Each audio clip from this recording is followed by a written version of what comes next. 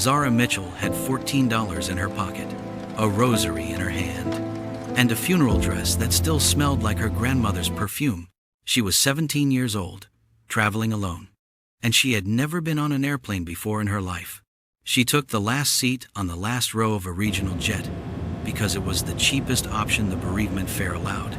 She pressed her forehead against the cold oval window, watched the Memphis skyline shrink beneath the clouds, and told herself she was going to be okay.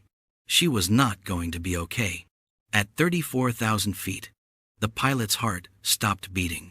The co-pilot's hands began shaking so badly, she could not read the instruments. The aircraft hit a wall of severe turbulence that sent luggage crashing into the aisle and passengers screaming into their hands. And when the crew made a desperate announcement, asking if anyone on board had flight experience, not a single adult stood up. Zara did. And before she could take 3 steps toward the cockpit, a male flight attendant grabbed her by the arm, yanked her backward, and shoved her into the nearest seat with a force that snapped her head sideways. He leaned down until his face was inches from hers, and he said in a low, furious whisper, "Sit down, right now, before I have you restrained." A woman across the aisle raised her phone and said loudly, "I'm recording this. This little girl is trying to get into the cockpit. Somebody needs to see this." That video went live before the plane landed. 41 million people watched it. Most of them had no idea what happened next. This is what happened next. Zara Mitchell grew up in the Orange Mound neighborhood of Memphis, Tennessee. A pale yellow house, a sagging porch, a kitchen that always smelled like cornbread and pine sol. Her mother went to prison when Zara was 6. Her father was deported the same year, back to a country Zara had never seen and could not find on a map without help. What she had, what she was left with, was her grandmother, Dorothy Mitchell, 68 years old, a retired seamstress with arthritic hands, a voice like warm gravel, and a mind sharp enough to cut glass. Dorothy raised Zara on 2 things: discipline and curiosity. "You do not have to be rich to be brilliant," Dorothy told her every single morning before school, "but you do have to pay attention. Pay attention to everything." Zara paid attention to everything. She was the kind of child who took apart a broken clock at age 8 and put it back together correctly, without instructions. Who read the technical manual for their second-hand washing machine cover to cover at age 10? Because she wanted to understand why it was leaking.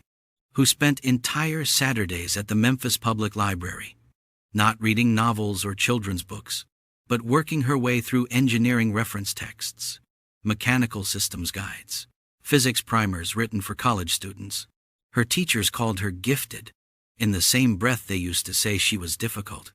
Too many questions, too much pushback, too much of everything a girl from Orange Mound was not supposed to be. Zara ignored them, the way she ignored most things that had nothing useful to offer her. The aviation obsession started at age 12. The boyfriend of Dorothy's neighbor ran a small aircraft salvage yard on the outskirts of the city.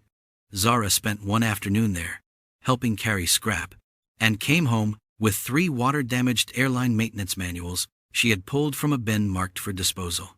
Dorothy found them under Zara's pillow 2 weeks later. Zara had already read all 3. Twice. She had already started a notebook. Over the next 5 years, that notebook became 200 pages. Handwritten, systems diagrams, emergency procedures, avionics breakdowns, engine failure protocols. All of it sourced from discarded manuals, library reference books, online technical forums, and cockpit recording archives she listened to on her phone through a single working earbud. She had never sat in a simulator. She had never touched real flight controls. She had never met a pilot. But she understood aircraft the way a surgeon understands anatomy. Not from experience, from obsession. The morning Zara boarded that flight, her grandmother had been dead for 48 hours.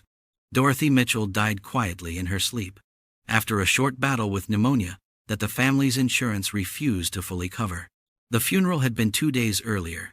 A small service, folding chairs, flower arrangements from the dollar store, a preacher who mispronounced Dorothy's name twice.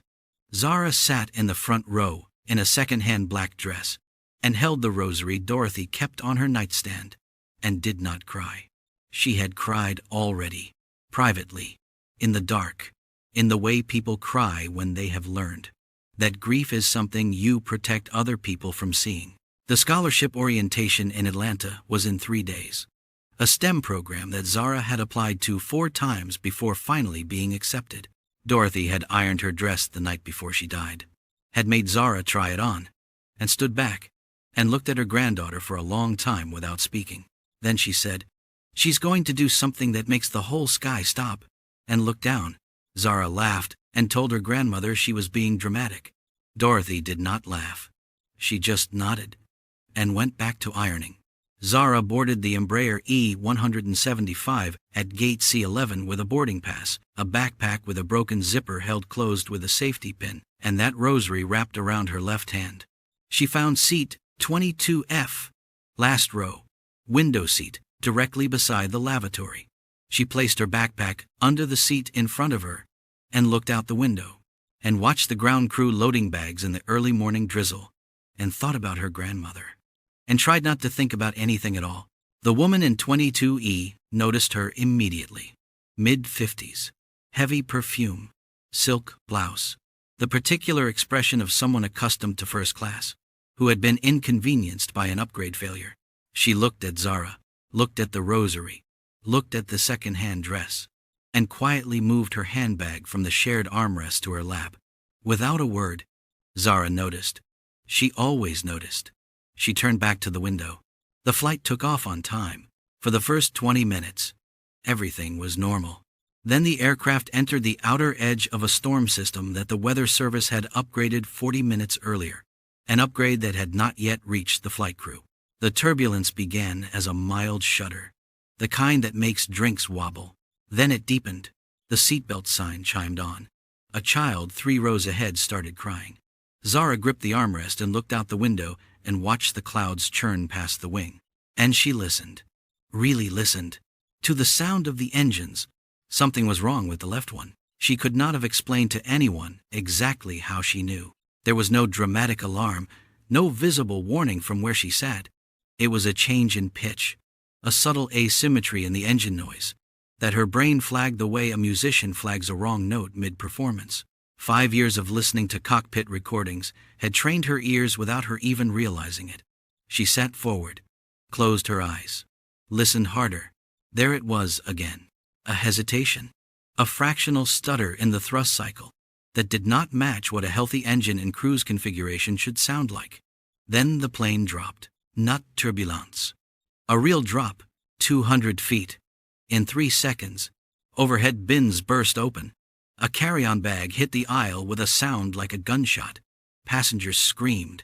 The lights flickered, went dark for 2 full seconds, then came back. The woman in 22E grabbed Zara's arm with both hands. Zara l'étage. Because the woman was terrified. And because Zara, in that moment, was running calculations. The intercom crackled. A young woman's voice came through. Thin, barely controlled. "Ladies and gentlemen, we are experiencing significant turbulence. Please ensure your seat belts are fastened. We apologize for the disruption." Zara heard what the voice was not saying. She heard the slight crack on the word, significant. She heard the breathing that was too fast. She heard the pause before the word apologize. That lasted half a second too long. That was not a flight attendant delivering a scripted announcement. That was someone trying very hard not to fall apart. 40 seconds later, the cockpit door opened. A flight attendant rushed in. He came out 15 seconds later. His face was wrong. The professional neutrality was completely gone, replaced by something raw, something disorganized. He grabbed the senior flight attendant and whispered to her in the front galley with his back to the passengers. But his body language was a confession. The senior attendant's hand went immediately to her mouth. Zara watched all of it. She unclipped her seatbelt. The senior attendant picked up the intercom handset.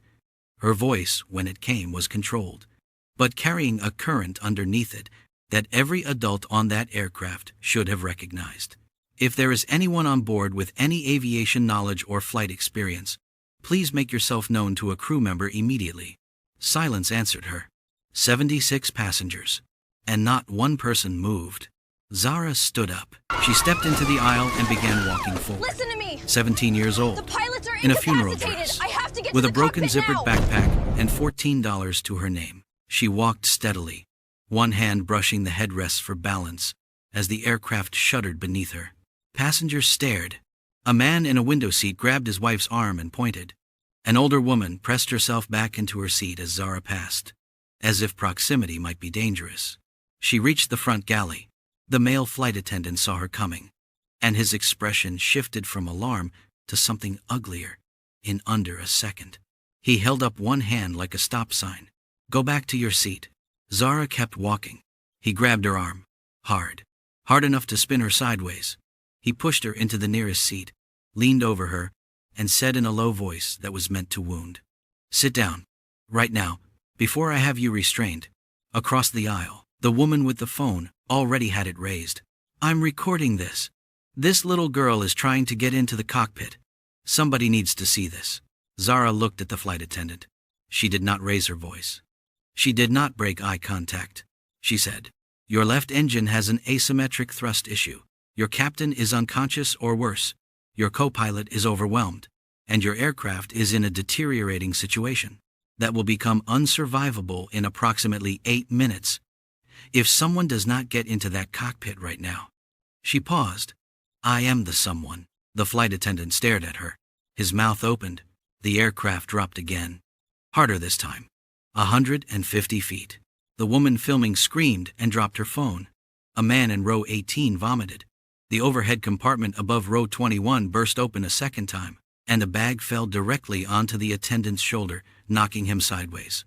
The senior attendant, who had heard every word Zara said, looked at her with an expression that had moved past skepticism into something that looked almost like desperate hope. "How do you know that?"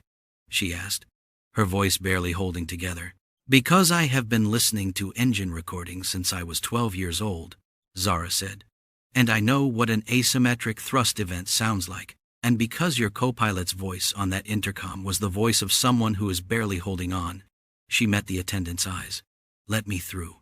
The senior attendant looked at the cockpit door. She looked at the attendant still blocking the galley. She looked at Zara, at this girl, in a black dress with a rosary around her hand, and eyes that were completely, unnervingly calm. Then she stepped aside and reached for the door. The cockpit hit Zara like a physical force. The smell first. Sweat, electrical stress, and something metallic that her brain identified immediately as a warning system under sustained load. She absorbed it all in the first second and moved her eyes to the instruments. Captain Harold Green was in the left seat, 61 years old, the first black captain this regional airline had ever employed. He was slumped against the window, his shoulder harness the only thing keeping him upright. His color was wrong. His breathing was irregular and shallow. He was alive, but only in the technical sense. In the right seat was Dana Reyes, 24 years old, 4 months into her first officer posting. Her hands gripped the yoke with a white-knuckled desperation that was feeding micro-corrections into the flight controls and making the turbulence worse. Her eyes jumped across the instrument panel in a pattern that was too fast, too scattered, scanning, without absorbing.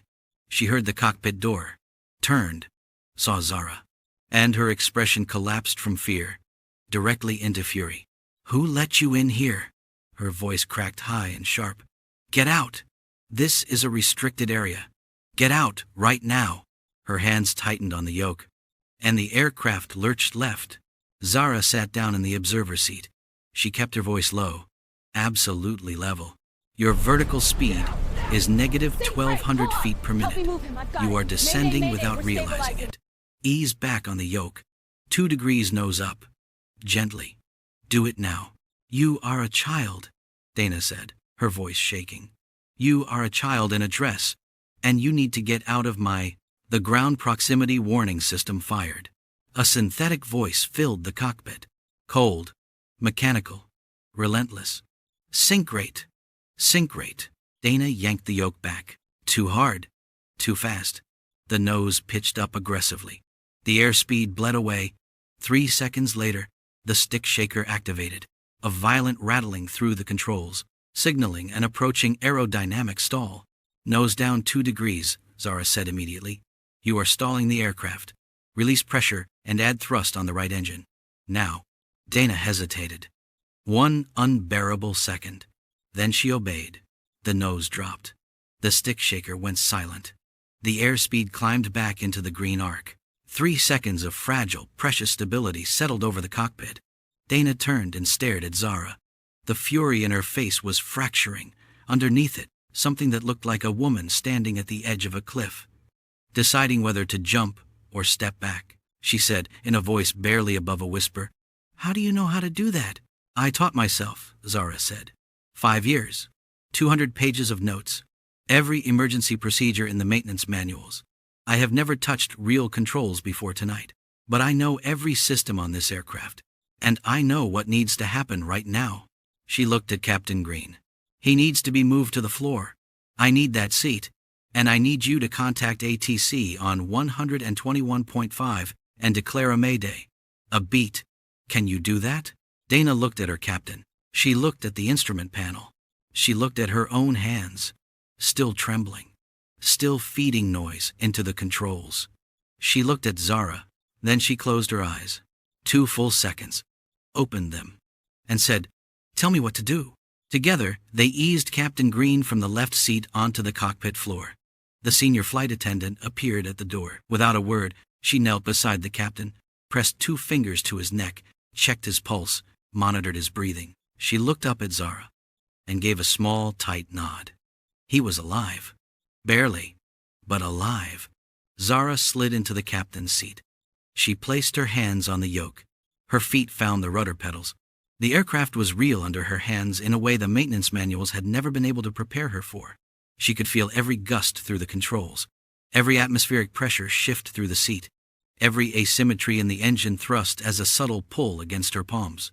For one moment, one single breath, she heard her grandmother's voice, as clearly as if Dorothy Mitchell were sitting in the jump seat behind her. Everything man-made has a logic to it. You find the logic. You find the way. Zara pressed the radio button. Atlanta Center. This is Flight 447. Mayday.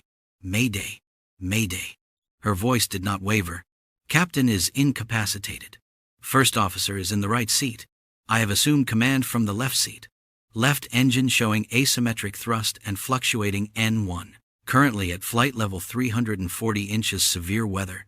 Requesting emergency vectors and nearest available runway. Over. The pause that followed lasted 4 seconds. 4 seconds. That felt like standing at the bottom of something very deep and waiting to see if anything came back from the surface. Then a voice came through. Male, controlled, carrying the weight of someone who understood exactly what they were hearing. Flight 447, Atlanta Center copies your mayday. Please confirm who is speaking and state your qualifications. Zara looked at the storm raging beyond the windshield. She looked at the instrument panel, its constellation of amber and red warnings. She looked at the rosary still wrapped around her left hand, her grandmother's rosary. Then she pressed the button, and she said, "My name is Zara Mitchell. I am 17 years old. I have no license and no flight hours. I have 200 pages of self-taught avionics notes, and I understand every system on this aircraft." A breath. "I am the most qualified person on board right now, and I need you to work with me." Another pause. Shorter this time. Then the controller said, "Copy, Zara. We are with you. Turning you left, heading 260. Descend and maintain flight level 240. We are clearing all traffic." A pause. "You are not alone up there. Talk to me. This is the moment where you need to share this story. Right now. Before you forget. Because what this girl did next deserves to be heard by every person who has ever been told they do not belong somewhere." Dana was on the radio, pulling weather data, reading checklists aloud, her voice steadying incrementally with each exchange. She had stopped questioning and started functioning. She called out altitudes, airspeeds, configuration changes. She was flying with Zara now, not against her. And the shift between those two things was the difference between a crew and a catastrophe. At 22,000 feet, the left engine's gauge began fluctuating between 74 and 82%. Unstable, unreliable. The asymmetry Zara had identified from the back of the cabin was now confirmed on every instrument in the panel. The engine was not dead, but it was sick. Each thrust cycle was a negotiation. Zara reduced power slightly, accepting a slower airspeed in exchange for reduced strain on the failing engine. The calculation was brutal. Less thrust meant a steeper descent rate. A steeper descent rate meant less time on final approach. Less time meant less margin for error. Dana looked at the fuel gauge. Then she looked at Zara, and she said quietly, "We have 38 minutes of fuel. Atlanta is closed due to weather. Hartsfield is showing half-mile visibility and crosswinds at 24 knots. She paused. The nearest open runway is Demery Field, regional strip in eastern Georgia. Runway 22, length is 5,400 feet. Zara ran the numbers in her head. Minimum landing distance for an E-175 on one compromised engine, wet runway, with a pilot making her first ever real approach, was somewhere between 5,200 and 5,600 feet, depending on conditions. 5,400 feet. Sat exactly in the middle of possible and impossible. Surface conditions? Zara said. Dana relayed the question. The answer came back in seconds. Wet. Standing water. Crosswind 18 knots gusting to 26. Visibility a quarter mile in heavy rain. Ceiling 300 feet. Dana said nothing for a moment. Then, Zara, that runway. I know, Zara said. If you come in even slightly fast, I know. There is no go-around option. If the left engine fails on approach, Dana. Zara's voice was quiet and absolute. I know. There is no other runway. There is no other option. We have 36 minutes of fuel and a storm system covering 300 miles in every direction. A pause. That runway is what we have. She looked at Dana directly. Begin approach briefing with me. In the cabin. The news was traveling the way. Terrible news always travels on aircraft. Row by row, whisper by whisper. The fragments assembling themselves into a picture that nobody wanted to see fully formed. The captain was unconscious. The co-pilot was overwhelmed. A teenage girl was flying the plane. A teenage girl from the last row, in a black dress, who had been shoved into a seat and filmed like a threat. 20 minutes ago. The woman who had filmed her was still holding her phone. The video was live. The comments were coming in faster than she could read them. Some were horrified. Some were mockingly disbelieving. Some were simply watching in silence, not knowing yet how this story ended. Watching a 17-year-old girl's voice come through the cockpit door on a dying aircraft, and feeling something they could not name. The man in row 14, who had muttered about liability when Zara first stood up, was now sitting completely still, hands flat on his thighs, eyes on the seat back in front of him, saying nothing. The woman who shifted her handbag away from Zara at boarding was holding the hand of a complete stranger beside her and crying quietly into her own shoulder. The flight attendant who had shoved Zara was standing in the rear galley, back against the wall, eyes on the cockpit door, wearing an expression that was not guilt yet, but was moving toward it. With the inevitability of weather, at 15,000 feet, the left engine coughed. A loud, percussive bang, followed by a 2-second drop in thrust that sent the aircraft yawing left, before Zara corrected with right rudder and adjusted the throttle in the same motion. Dana flinched visibly. Zara did not. N1 is at 69%, Dana said. Her voice had a tremor in it now. I see it, Zara said. I am reducing to minimum thrust and increasing descent rate. We are trading altitude for engine survival. Call out every 1,000 feet. Zara, if that engine goes completely, then we glide to the runway, Zara said. The E-175 has a glide ratio of approximately 17:1. At current altitude and distance, we have enough energy to reach Demery Field without thrust if we have to. A beat. I calculated it already. She looked forward through the rain-streaked windshield. Keep calling altitudes. 12,000 feet. Atlanta Center came back on frequency. The controller's voice was still professional, but there was something new in it. A quality that took Zara a moment to identify. He was not just managing traffic anymore. He was invested. Personally. Viscerally. Invested in the outcome of this approach. He said, "Zara, we have you on radar. You are perfectly centered on the approach course. Runway 22 is clear. Lights are at maximum intensity. Emergency services are fully deployed and standing by." A pause. "You are doing exactly right." Another pause. And then, in a voice that had quietly set aside all professional distance, "The whole center is watching. We are all with you."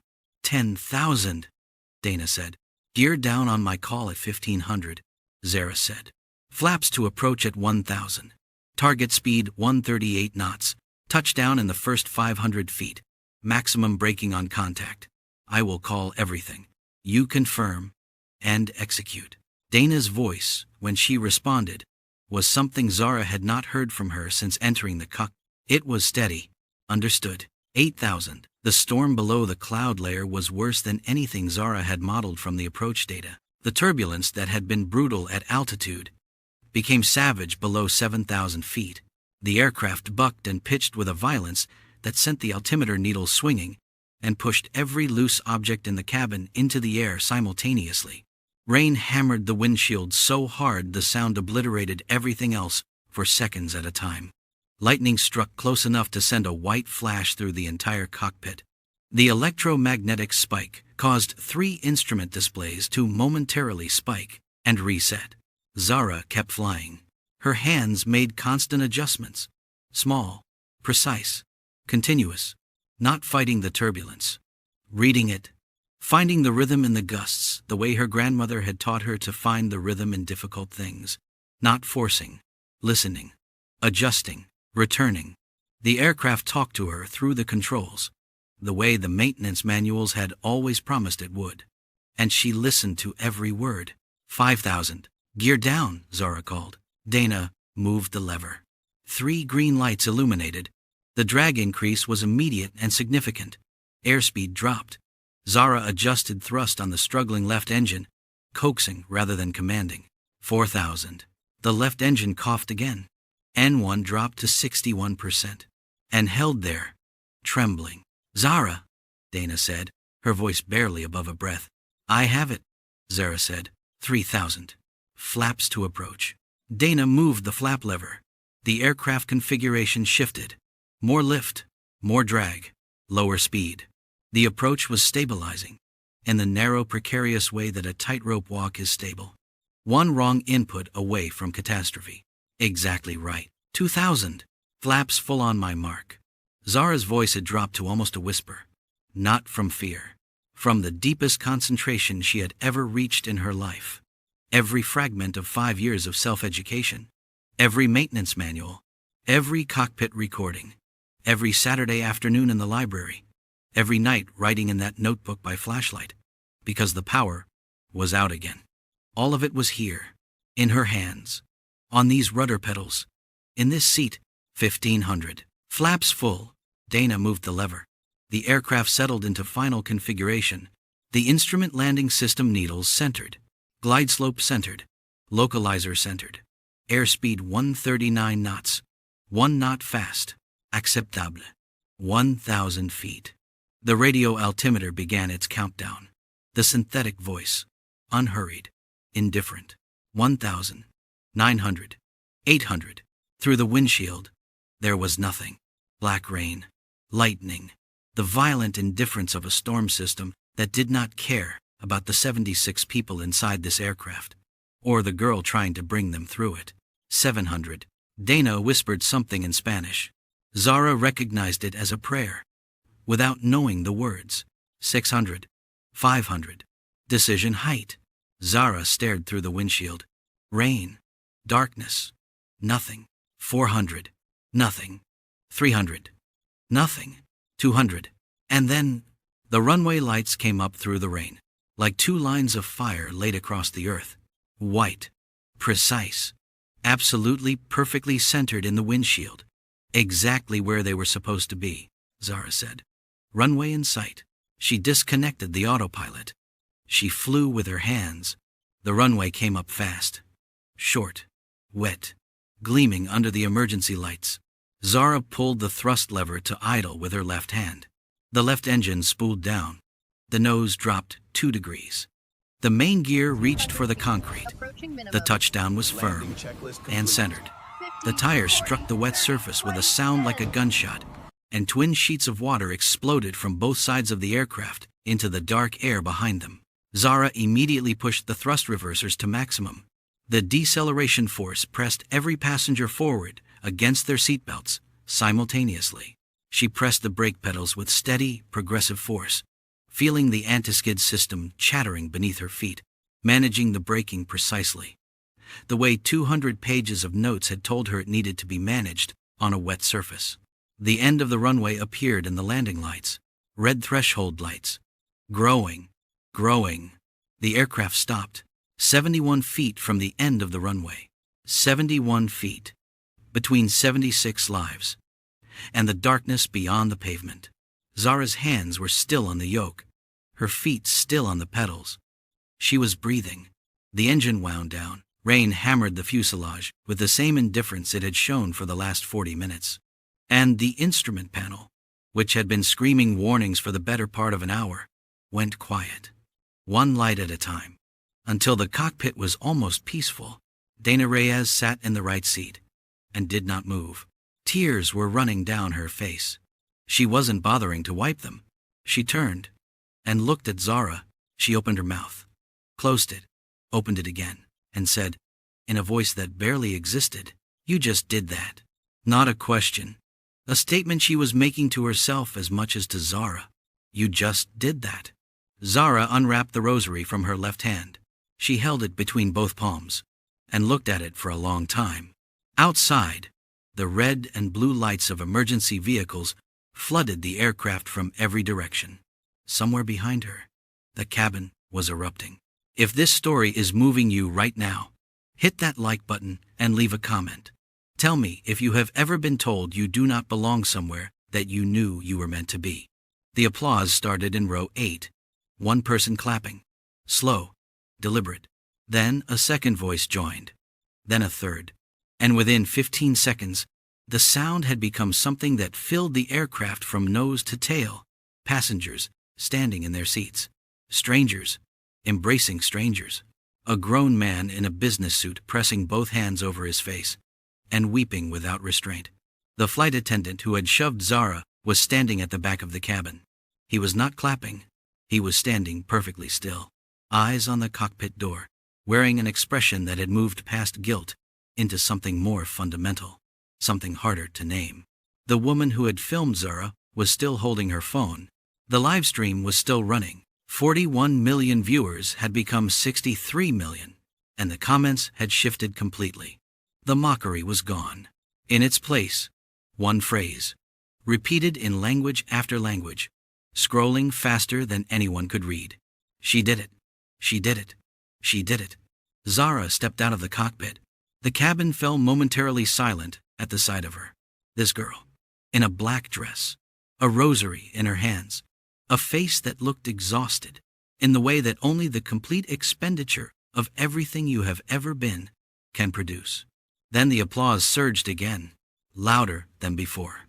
People reached for her as she walked, touching her shoulders, her arms, saying thank you in voices that broke before they finished the sentence.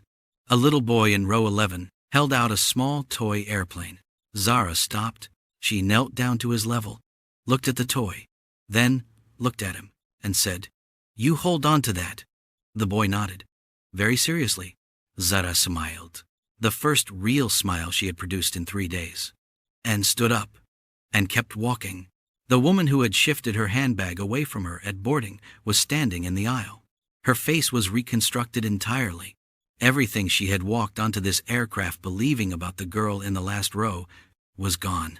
She reached out and took Zara's hand, held it for a moment, and said, "I am so sorry." Zara looked at her and said, "I know." That was all. It was enough.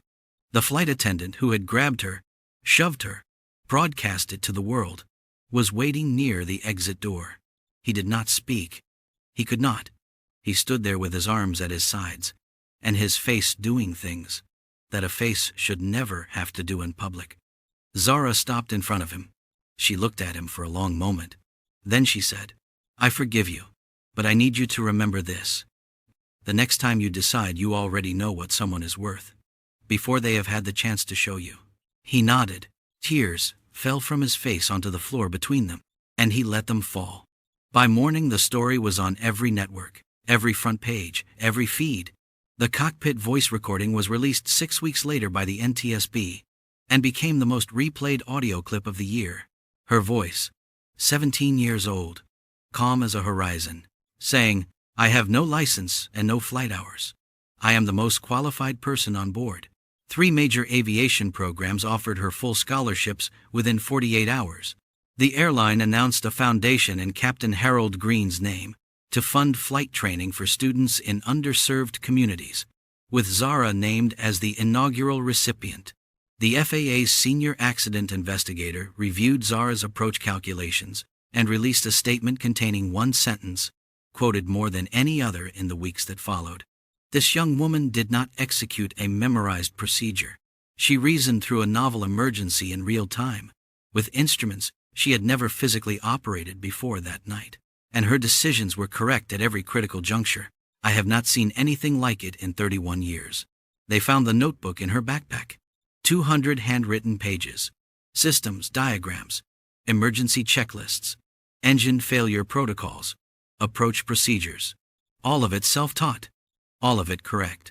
And on the very last page, in handwriting that was not Zara's, in the large, slightly unsteady script of a woman whose hands had been arthritic for years, one sentence: "She's going to do something that makes the whole sky stop and look down." Dorothy Mitchell had written it there months earlier. She had never told Zara. She just wrote it down, closed the notebook, put it back under her granddaughter's pillow, and went to sleep. Zara read it for the first time, standing on the tarmac at Demery Field. Rain still falling. Emergency lights still strobing. 63 million people watching on a phone screen, held by a woman who had tried to diminish her, and instead accidentally showed the world exactly who she was. She read it once. She pressed the notebook against her chest. She looked up at the sky, at the black storm clouds still churning overhead, thinning now at the edges where the first gray light of morning was beginning to push through. She did not cry. She had cried already, in the cockpit, privately, in the way people cry when they have spent everything they have and found out it was enough. Zara Mitchell was 17 years old, $14, a broken zippered backpack, a second-hand black dress, and a grandmother's rosary. She had never held real flight controls before the night she saved 76 lives, and she had been extraordinary long before any of it. Extraordinary in a salvage yard at age 12, pulling manuals from a disposal bin. Extraordinary in a library at age 14, teaching herself what no teacher had bothered to teach her. Extraordinary every single morning she woke up in a system that forgot her and chose, deliberately and completely, to learn anyway. The airplane did not make her. The storm did not make her. The crisis did not make her. They only made sure the world finally had to stop and see what was already there. How many Zaras are out there right now, sitting in the last row, wearing second-hand clothes, being filmed like threats before they are ever allowed to be solutions? How many extraordinary minds has this world discarded before they ever had the chance to show what they could do? The sky does not ask where you came from. The sky does not ask what you are wearing, or who your parents were, or what neighborhood raised you. The sky asks only one question: can you find the logic? Can you do the work? Zara Mitchell could. She always could. We just had to almost lose 76 lives before we were willing to look. If this story stayed with you, subscribe to this channel right now so you never miss a story like this one. Leave a comment below and tell me, have you ever been underestimated by someone who had no idea what you were actually capable of? Like this video if you believe that brilliance has no address, no background, and no assigned seat. And share it with someone who needs to be reminded that the world's greatest resource is the potential it keeps trying to throw away. The sky does not care where you came from. Neither should we.